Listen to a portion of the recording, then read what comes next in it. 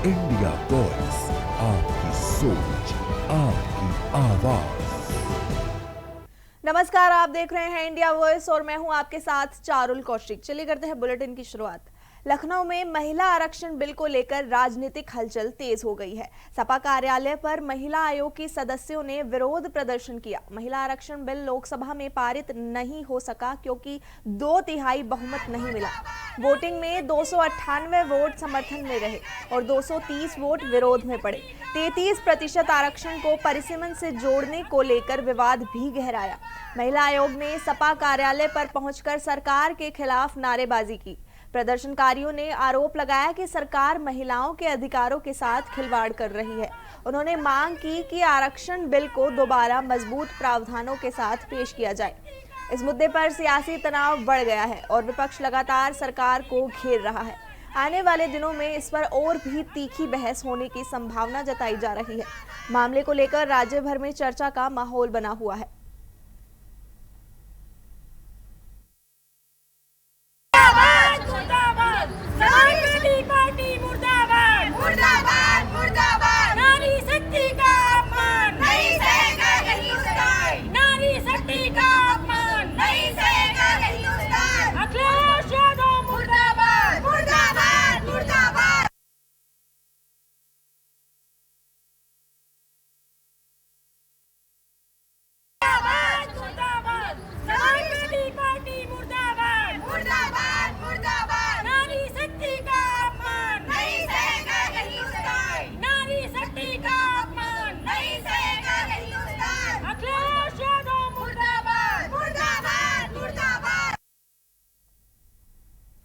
लोकसभा के विशेष सत्र के दूसरे दिन महिला आरक्षण विधेयक पर जोरदार बहस और हंगामा देखने को मिला।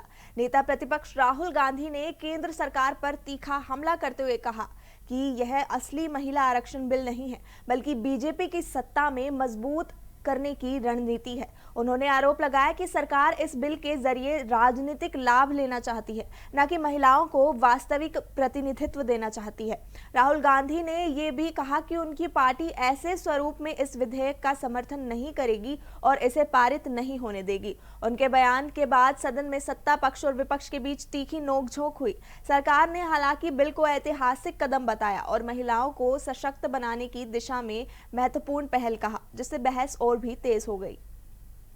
You do not give them any place in this country.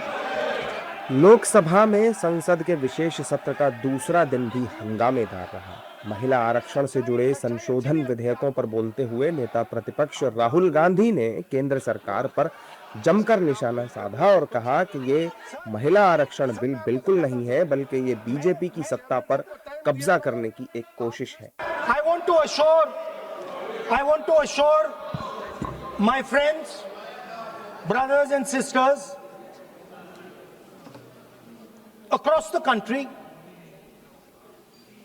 southern states, smaller states, northeastern states, that do not worry, we are not going to allow them. We are not going to allow them to attack the Union of India. You are equal participants in the Union of India. They will not dare to touch your representation in the Union of India. Rahul Gandhi ने अपने संबोधन की शुरुआत बचपन की एक कहानी से की, लेकिन उनकी ये कहानी आगे बढ़ते बढ़ते हंगामे में बदल गई। असल में राहुल गांधी ने इन्हीं कहानियों के जरिए प्रधानमंत्री मोदी और बीजेपी पर निशाना साधा। To my childhood.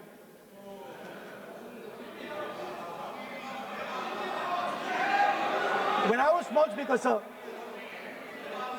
we had once a famous magician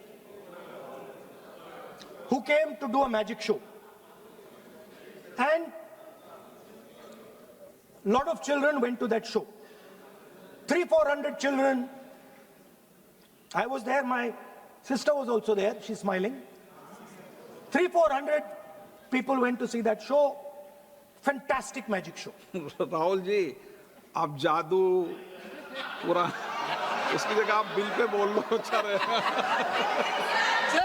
अच्छा है सर मैं पेंटिंग बना रहा हूँ सर। सर मैं आपको समझाता हूँ सर। मैं चित्र बनाता हूँ सर, मैं आर्टिस्ट हूँ।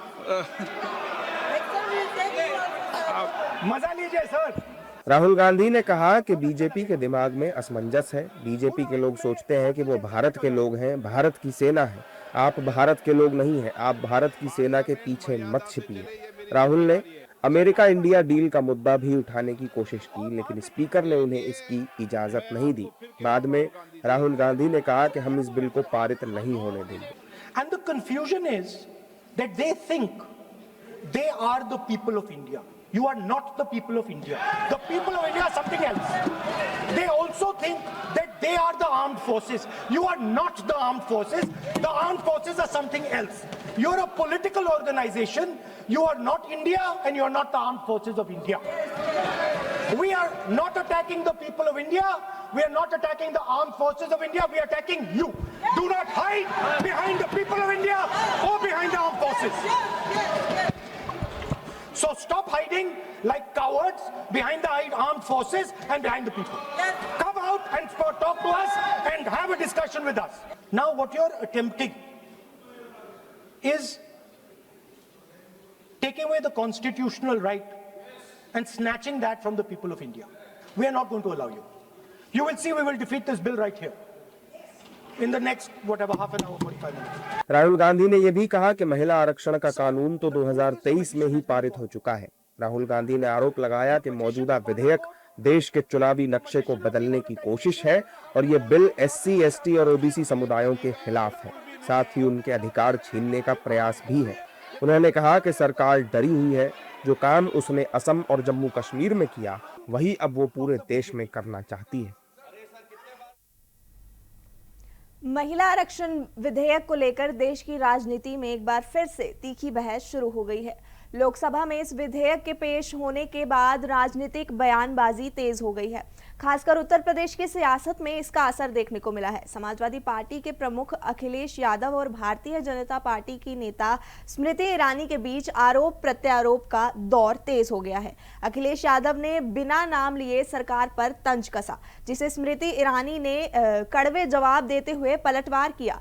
इसके बाद अखिलेश यादव ने 4 पंक्तियों की शायरी के जरिए फिर से राजनीतिक हमला बोला, जिससे मामला और गर्मा गया। दोनों नेताओं के बीच ये जुबानी जंग महिला आरक्षण बिल की चर्चा से आगे बढ़कर राजनीतिक बयानबाजी का बड़ा मुद्दा बन गई है। इसे यूपी की राजनीति में नया तनाव और चर्चा का माहौल बन गया है।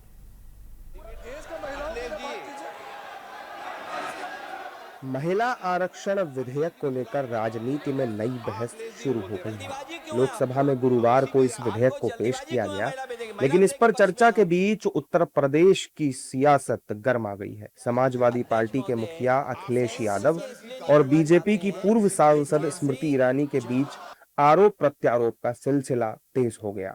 अखिलेश ने बिना नाम लिए तंज कसा तो स्मृति ईरानी ने भी करारा जवाब दिया। बाद में अखिलेश ने 4 लाइन की शायरी करके फिर हमला बोला। पहले आप अखिलेश यादव का बयान सुनिए। अगर कॉन्स्टिट्यूंसी रिजर्व होंगी तो अध्यक्ष महोदय महिलाओं के बीच ही कंपटीशन हो जाएगा, क्योंकि वो अध्यक्ष महोदय वो माननीय सदस्य कह रहे हैं कि वो तो होना चाहिए। वो सास बहू वाली तो हार गई हैं आपकी।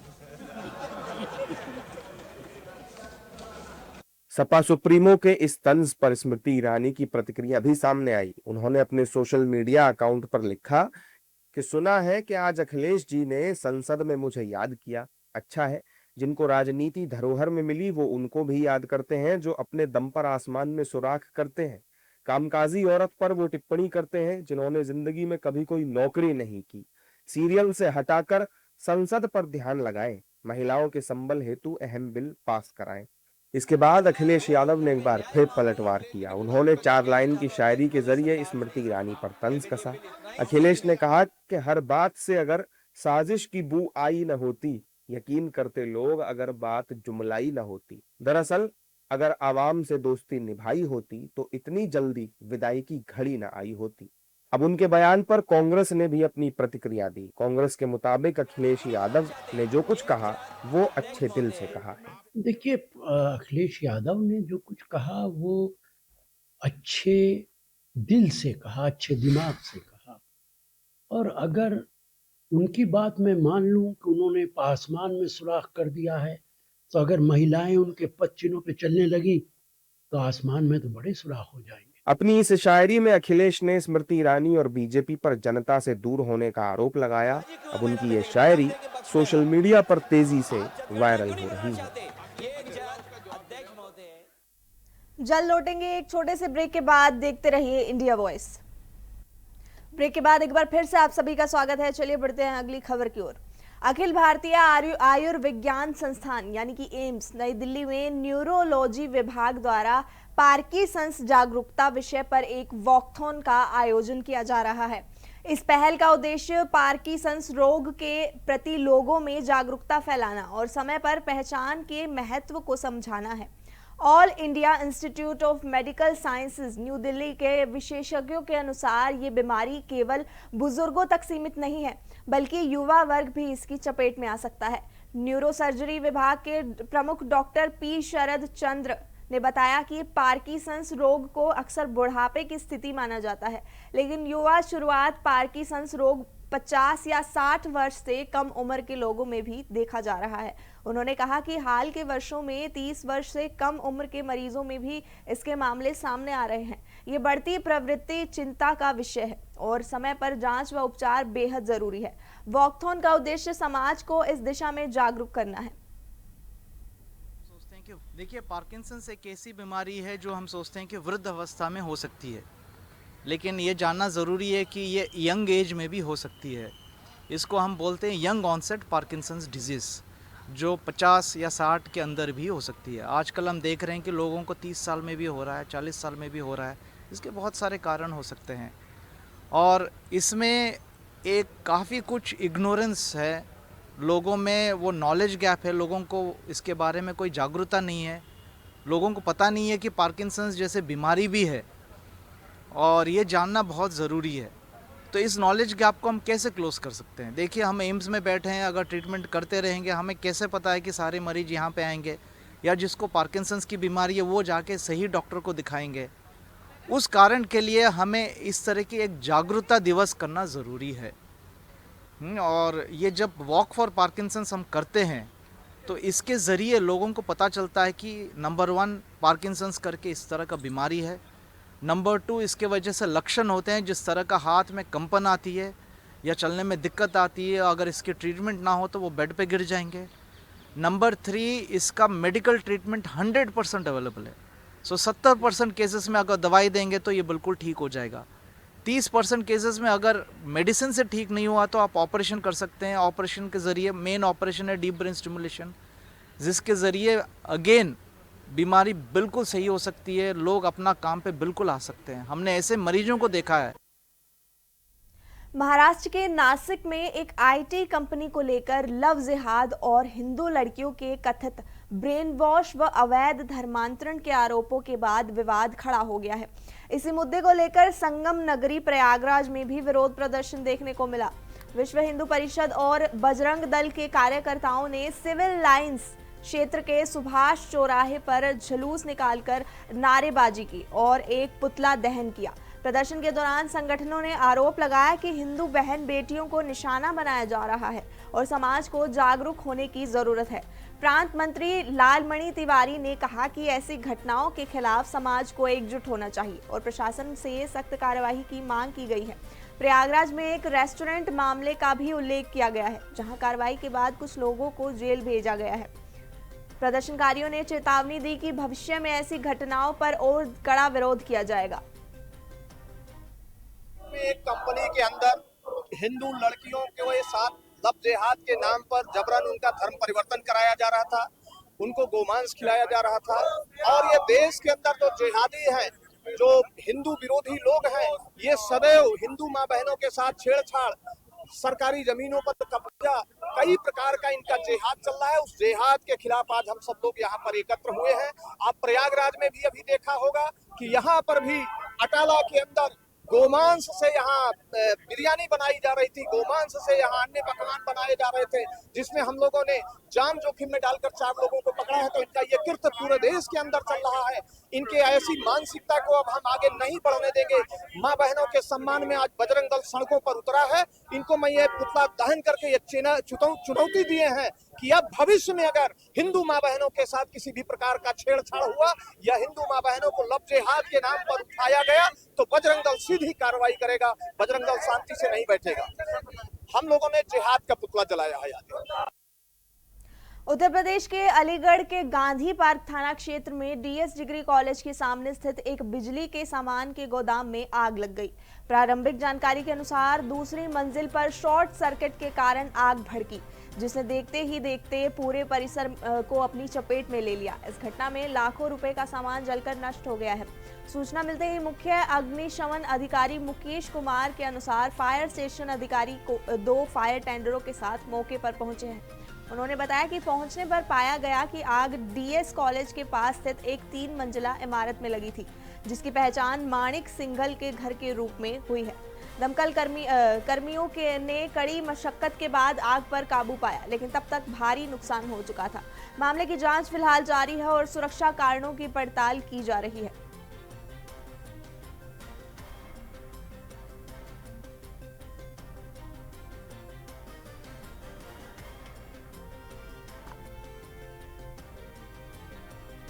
आपको बता दें कि उत्तर प्रदेश के अलीनगढ़ के गांधी पार्क थाना क्षेत्र में डीएस डिग्री कॉलेज के सामने स्थित एक बिजली के सामान के गोदाम में आग लग गई है। प्रारंभिक जानकारी के अनुसार दूसरी मंजिल पर शॉर्ट सर्किट के कारण ये आग भड़क गई, जिसने देखते ही देखते पूरे परिसर को अपनी चपेट में ले लिया। इस घटना में लाखों रुपए का सामान जलकर नष्ट हो गया। सूचना मिलते ही मुख्य अग्निशमन अधिकारी मुकेश कुमार के अनुसार फायर स्टेशन अधिकारी 2 फायर टेंडरों के साथ मौके पर आग बुझाने पहुंचे। उन्होंने बताया कि पहुंचने पर पाया गया कि आग डीएस कॉलेज के पास स्थित एक 3 मंजिला इमारत में लगी थी, जिसकी पहचान माणिक सिंघल के घर के रूप में हुई है। दमकल कर्मियों ने कड़ी मशक्कत के बाद आग पर काबू पाया, लेकिन तब तक भारी नुकसान हो चुका था। मामले की जांच जारी है और सुरक्षा कारणों की पड़ताल की जा रही है। सूचना मिली कि एटा रोड पर डीएस कॉलेज के पास में किसी घर में आग है। इस सूचना पर हमारे एसएसओ साहब 2 फायर टेंडर के साथ में घटनास्थल के लिए रवाना हुए। आकर के देखा कि डीएस कॉलेज के पास एक मकान में आग लगी है। जानकारी करने पर पाया कि मनीष जिंदल का मकान है। मकान 3 मंजिला बना था और हमारी टीमें लगातार फायर फाइटिंग कर रही हैं। हमने यहाँ की स्थिति देखते हुए कि घनी आबादी है, चारों तरफ घर हैं, हमने और फायर टेंडर को कॉल किया। हमारी 4 फायर टेंडर लगातार मौके पर हैं। आग नियंत्रण में है, कुछ समय में बुझ जाएगा और जानकारी करने पर परिवारजनों से बात की जाएगी। लेकिन आग काफी विकराल थी। हमारी टीम ने बड़ी तत्परता से पहुंचकर आग पर काबू पाया।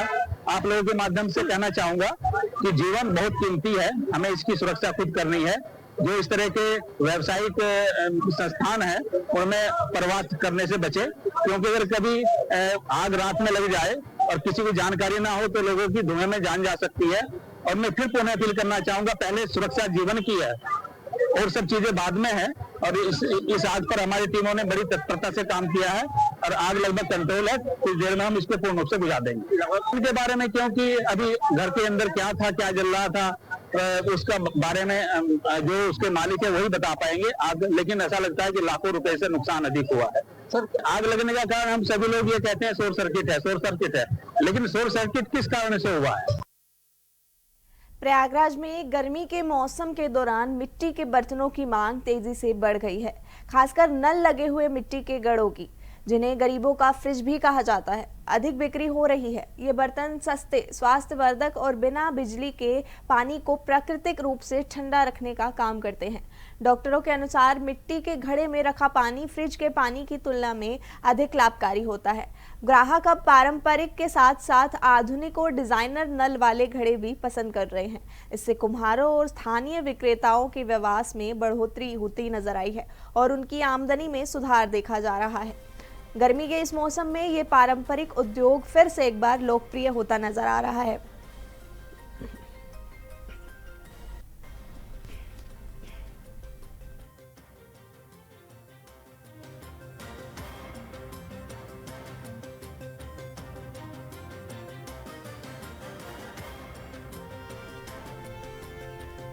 प्रयागराज में गर्मी के मौसम में मिट्टी के घड़ों की बिक्री में बढ़ोतरी होती नजर आई है।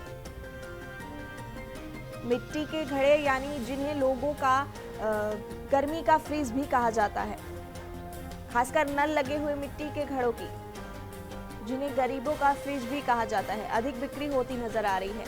ये बर्तन सस्ते, स्वास्थ्य के लिए हानिकारक नहीं होते और बिना बिजली के पानी को प्राकृतिक रूप से ठंडा रखने का काम करते हैं। डॉक्टरों के अनुसार मिट्टी के घड़े में रखा पानी फ्रिज के पानी की तुलना में अधिक लाभकारी होता है।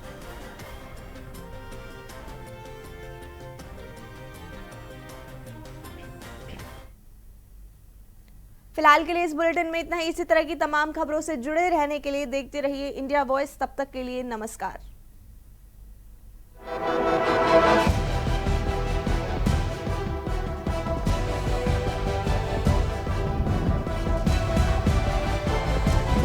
इंडिया वॉइस, आपकी सोच, आपकी आवाज।